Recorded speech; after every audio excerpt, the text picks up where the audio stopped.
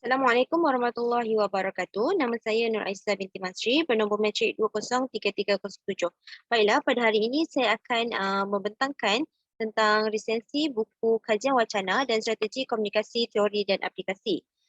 Buku ini mengandungi 7 bab. Bab pertama adalah berkaitan dengan kajian wacana dan yang kedua ialah teori dan pendekatan wacana. Yang ketiga adalah analisis wacana tekstual dan ujaran dan yang keempat adalah strategi komunikasi.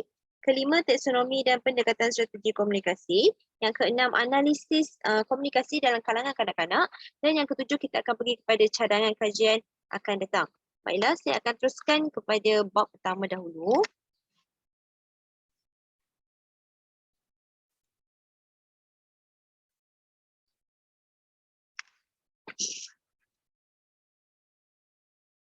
Okey, pada bab pertama kita akan melihat kepada kajian wacana dan di sini terdapat beberapa pakar-pakar wacana yang telah menyatakan maksud pendefinisian wacana itu sendiri.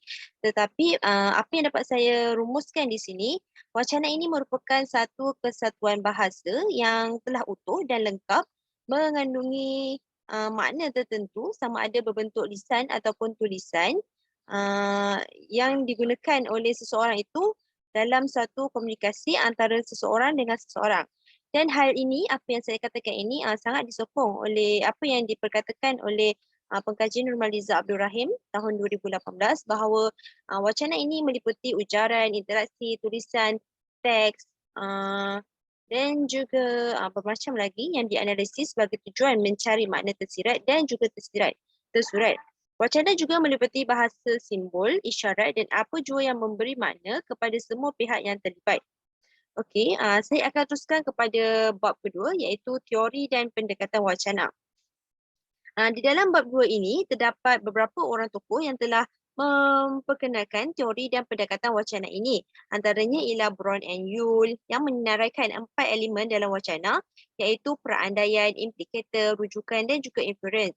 Terdapat juga teori analisis wacana oleh Stubbs 1983 yang memfokuskan kepada 11 elemen dalam linguistik wacana yang antaranya ialah pendekatan linguistik, keboleh-ramalan, fonotaktik, tata bahasa, intuisi tentang urutan wacana dan lain-lain lagi. Namun begitu, selain daripada teori-teori yang saya nyatakan, dua teori yang saya nyatakan sebentar tadi, terdapat juga teori-teori lain telah diperkenalkan oleh pakar-pakar wacana, antaranya seperti teori analisis wacana, Bendich, Fairclough dan Brown and Levison. Tetapi apa yang ditekankan di dalam buku ini adalah teori pendekatan analisis wacana yang diperkenalkan oleh pengkaji Nurmaliza Abdul Rahim yang bertitik tolak daripada pengkajian yang telah dijalankan oleh pengkaji-pengkaji yang lepas. 5 elemen yang diketengahkan oleh beliau dalam pendekatan analisis wacana ini ialah perandaian, emosi, nilai dan budaya, bahasa serta inference. Namun begitu, setelah difokuskan kembali kajian ini, beliau telah menyimpulkan bahawa terdapat 3 elemen penting dalam teori analisis wacana iaitu kandungan, konteks dan andaian. Kandungan ini termasuklah tema, manakala konteks termasuk tata bahasa, latar serta emosi dan andaian pula termasuk pendapat, perujukan dan juga persoalan. Okey, seterusnya kita akan melihat kepada bab ketiga iaitu analisis wacana tekstual dan ujaran. Okey, di dalam bab 3 ini, pengkaji Nurmaliza Abdul Rahim telah melakukan kajian terhadap 4 orang kanak-kanak autism yang berumur antara 9 hingga 12 tahun. Kajian yang telah dilakukan melibatkan 5 buah lagu dan juga 5 cerita sosial. Antara tajuk lagu tersebut adalah keluarga, diri, saya faham, saya tahu dan juga saya yang istimewa. Manakala cerita sosial, antara tajuk cerita sosial yang telah dikaji adalah keluarga saya yang istimewa, datuk dan nenek, hati dan juga jiran. Kelima-lima cerita sosial ini memberikan kesedaran kepada orang ramai tentang kanak-kanak autism. Dan juga kelima-lima buah lagu itu mengandungi nilai-nilai sosial yang akan diterapkan di dalam kalangan kanak-kanak. Okey, kita akan pergi kepada bab keempat iaitu strategi komunikasi. Dalam bab 4 ini, rumusan yang boleh disimpulkan adalah yang berkaitan dengan strategi komunikasi ini ialah strategi komunikasi ini merupakan satu percubaan sistematik oleh pelajar dalam memecahkan kod dalam bahasa sasaran. Atau secara mudahnya, strategi komunikasi ini sebagai pendekatan yang dapat digunakan dalam komunikasi antara seseorang dengan seseorang. Jadi, untuk menjadikan sesuatu komunikasi itu lebih berkesan, terdapat beberapa aspek-aspek yang perlu diberi perhatian. Yang pertama adalah penggunaan teknologi. Kedua, konteks situasi. Dan ketiga adalah emosi dan bahasa badan. Yang keempat ialah bahasa formal dan tidak formal. Dan yang kelima adalah budaya dan nilai sosial. Okey, baiklah, kita akan pergi terus kepada bab yang kelima, iaitu berkenaan dengan taksonomi dan pendekatan strategi komunikasi.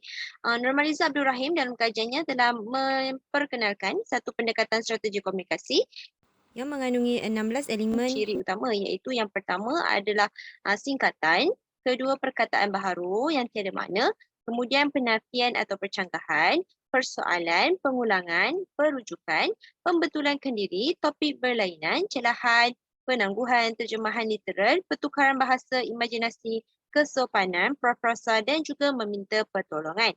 Ke-16 pendekatan strategi komunikasi ini telah digunakan oleh beliau dalam kajiannya terhadap 10 orang pelajar sekolah rendah di dalam ujaran yang telah ditentukan oleh beliau sendiri mengikut tema perbualan tentang perbualan di luar bilik darjah, ya.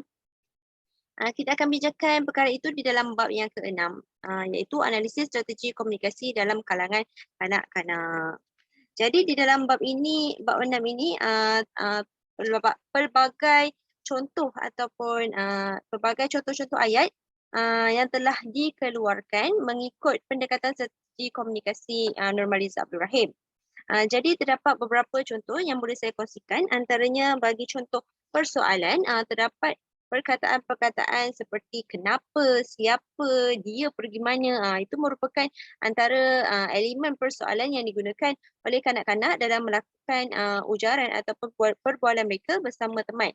Dan begitu juga terdapat juga unsur penafian ataupun percanggahan seperti saya tak ambil pensil awak, dia tak buatlah, bukan dia yang makan tadi, dia tak pergi sanalah. Perkataanlah itu menjadi penekanan bagi unsur penafian di dalam ayat yang digunakan oleh kanak-kanak tersebut. Terdapat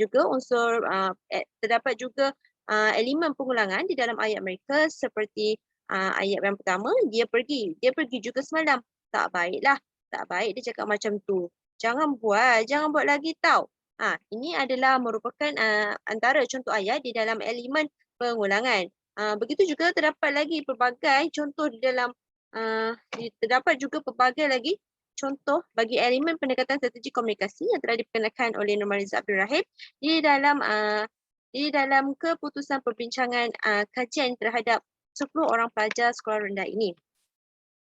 Baiklah, saya akan teruskan kepada bab yang terakhir, iaitu rumusan dan juga perbincangan cadangan kajian akan datang. Jadi kajian wacana ini dicadangkan untuk diteruskan lagi dengan mengintegrasikan tiga perkara baru, iaitu bahasa isyarat, bahan cetak, bahan digital dan juga sosial media.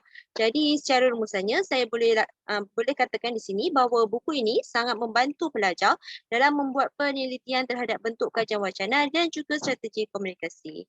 Baiklah, itu sahaja daripada saya. Sekian, terima kasih.